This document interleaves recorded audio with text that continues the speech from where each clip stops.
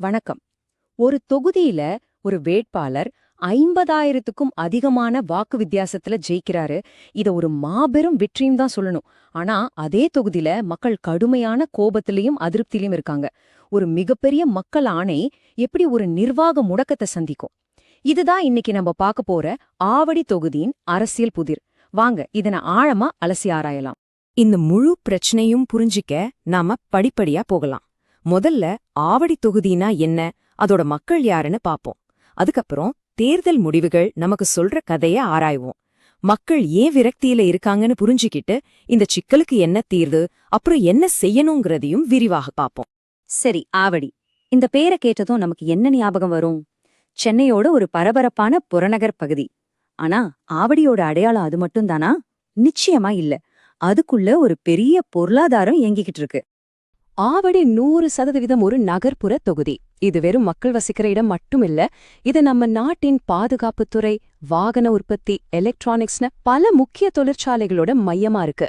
சொல்லப்போனா இது சென்னையோட பொருளாதாரத்தை இயக்குற ஒரு சக்தி வாய்ந்த என்ஜின். இப்போ இங்க இருக்கிற மக்களோட சமூக அமைப்பு பாருங்க. இந்துக்கள் பெரும்பான்மையா இருந்தாலும் கிறிஸ்தவ, முஸ்லிம் சிறுபான்மையினர் மற்றும் பட்டியல் இன மக்களின் வாக்குகள் ரொம்பவும் நிர்ணாயகமானவை. இதனால எந்த ஒரு கட்சியும் ஒரு குறிப்பிட்ட சமூகத்தை மட்டும் நம்பி இங்கு ஜெயிக்க முடியாது.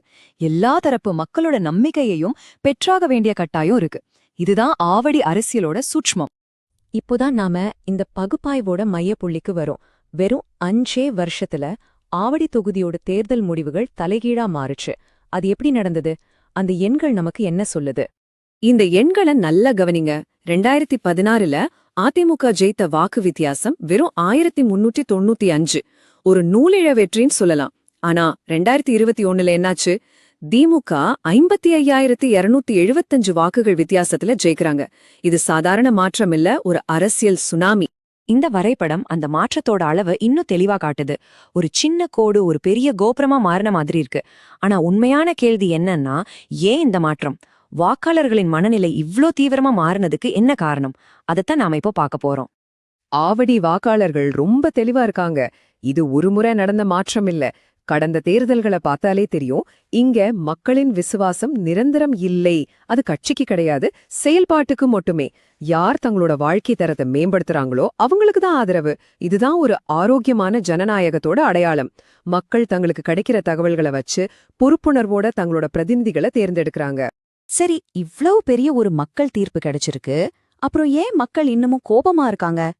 தேர்தல் வெற்றியை தாண்டி தெருமுனைகள்ல என்னதான் பேசிக்கிறாங்க? வாங்க கள நிலவரத்தை விரிவாக பார்ப்போம். ஒரு நிமிஷம் யோசிச்சு பாருங்க. ஒவ்வொரு மழைக்கும் உங்க வீட்டுக்குள்ள தண்ணி வருது. தினமும் வேலைக்கு போக மணிக்கணக்குல போக்குவரத்து நெரிசல்ல மாட்டி தவிக்கிறீங்க.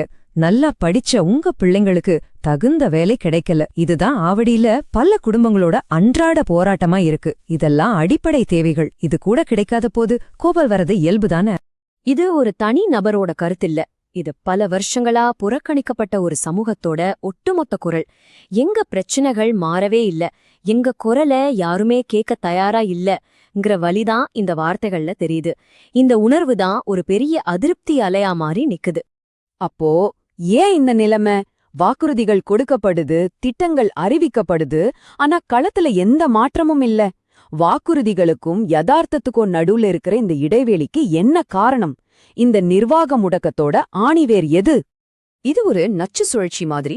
முதல்ல கோடிக்கணக்குல திட்டங்கள் அறிவிக்கப்படுது, கேட்க ரொம்ப நல்லா இருக்கும்.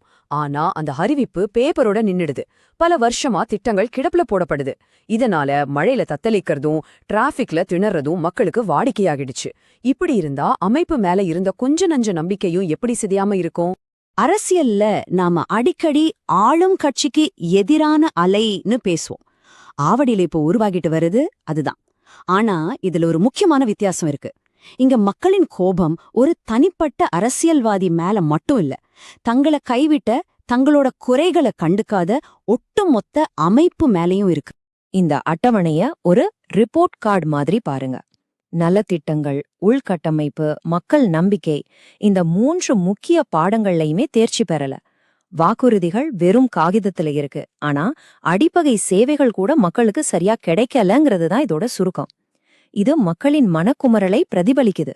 சரி, பிரச்சனைகளை பத்தி பேசியாச்சு, காரணங்களையும் அலசியாச்சு. இப்போ தீர்வுகளை பத்தி பேச வேண்டிய நேரம். இந்த முடக்க நிலையிலிருந்து ஆவடிய எப்படி வெளியே கொண்டு வர்றது? அதுக்கு ஒரு தெளிவான செயல் திட்டம் தேவை. நல்ல நிர்வாகம் என்பது மக்களின் கண்ணியத்தை மதிக்கிறது. அவங்க குறைகளை கேட்டு அதுக்கு தீர்வு காண்பதுதான் ஒரு அரசாங்கத்தின் அடிப்படை கடமை. இவை வெறும் வெற்று வாக்குறுதிகள் அல்ல. இவை ஆவடியோட ஒவ்வொரு முக்கிய பிரச்சனைக்குமான நேரடி தீர்வுகள். பல வருஷமா கிடப்புல இருக்கிற வடிகால் மேம்பால திட்டங்களை வேகப்படுத்துறது, இளைஞர்களுக்கு பயிற்சி கொடுத்து வேலைவாய்ப்பை உருவாக்குறது, எல்லா வீட்டுக்கும் குழாய் மூலமா குடிநீர் கொடுக்கறது, எல்லாவற்றிற்கும் மேலாக மக்கள் தங்கள் குறைகளை சொல்லவும் அதற்கு தீர்வு காணவும் ஒரு முறையான அமைப்பு உருவாக்குவது. இதுதான் நம்பிக்கையை மீண்டும் கட்டமைக்கும்.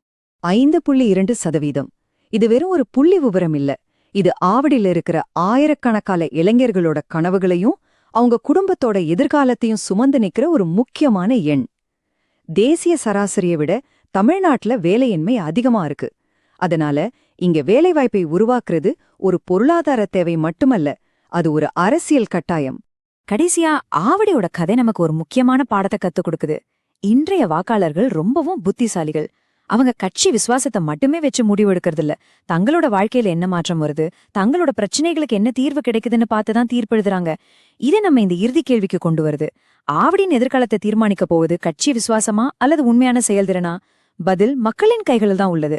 நீங்க மக்களுக்கான தலைவரா உருவாகி உங்க தொகுதியை மேம்படுத்த விரும்பினா blueprintstrategies.ai தொடர்பு கொள்ளுங்க. mgr@blueprintstrategies.ai என்ற மின்னஞ்சல் முகவரியிலோ அல்லது 08042041602 என்ற எண்ணிலோ அழைக்கலாம். அரசியலுக்கு அப்பாற்பட்ட ஒரு நோக்கம்.